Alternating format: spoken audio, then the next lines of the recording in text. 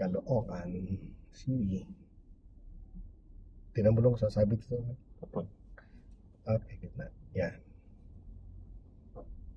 Titinan mo yung mga gano'n na nakabukas ang taas. Truck. Sige, hanap pa tayo ng mga parallel dyan. Ay, paunahin mo na yan. Umangat na eh.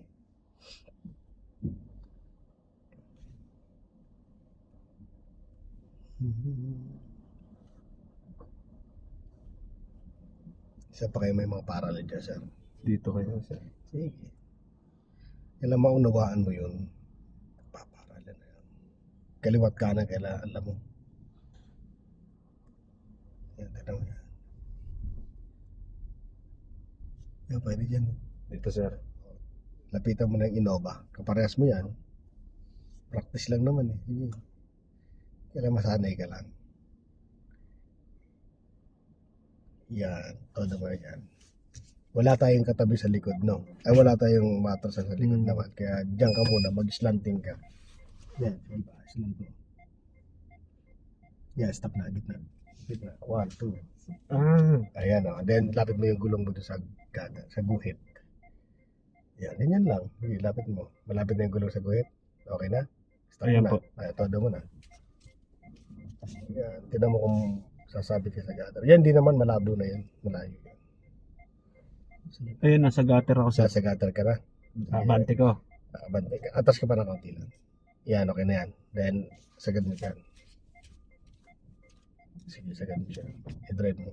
Angat mo lang yung gutter na yan. Oh, pati pa. Stop. Sagad ulit. Reverse. Nabubili tayo. Okay, stop. Angat mo ulit siya ng isa pa.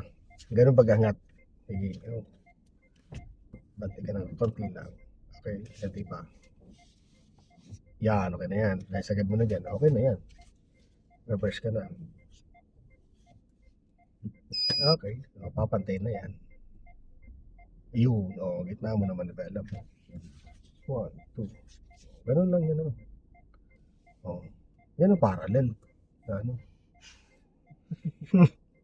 Di ba? So, tatanda mo lang yung step by step muna. Kasi yun ang gagawin mo practice eh. Papracticein mo siya. Step by step. Hanggang sa maunawaan mo. Hanggang pag naintindihan mo na yan. Yan na yung dire-diretso ka na. Wala nang stop-stop yun. Nag-a-adjust ka sa manibela. Pag lumiship, gitna. Parang dire-diretso yung manibela mo. Kaya dapat alam mo yung isang ikot, dalawang ikot. Isang ikot, dalawang ikot. 1, 2, 1, 2, 1, 2. Ganun. Pag alam mo na yon, madali ka na makapag-park ng hindi na humihinto, hindi na ginagamit yung dry steering. Yun ang ano yan. So, pag inaaral mo yung isang pattern, step by step, pinapaunawa ko yung nangyayari. Isa-isa yun. Inihimay-himay.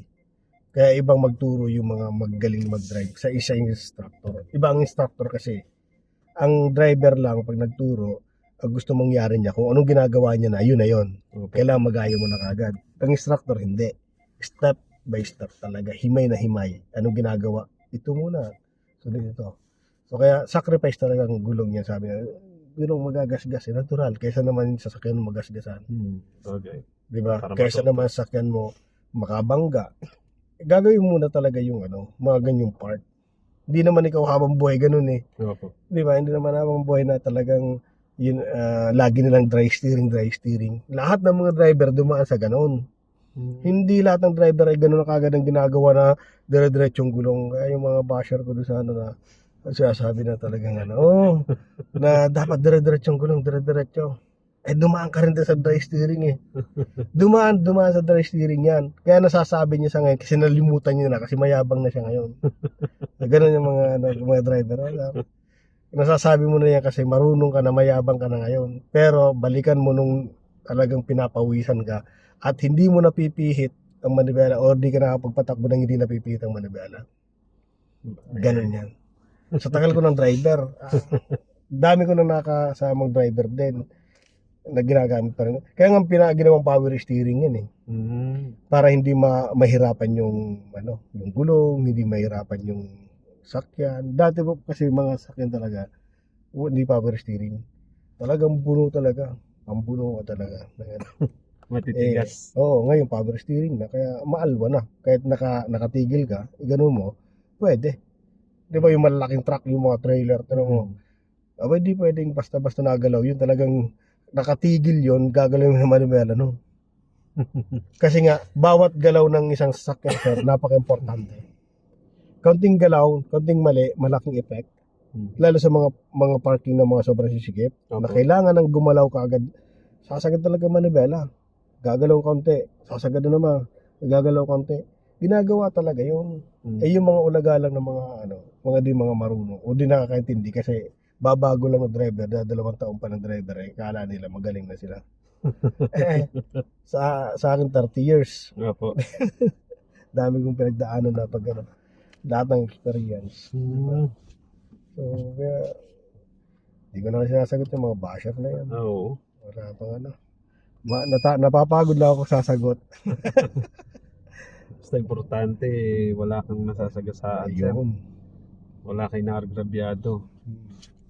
Yun ang importanteng mahalaga, sabi nga nila.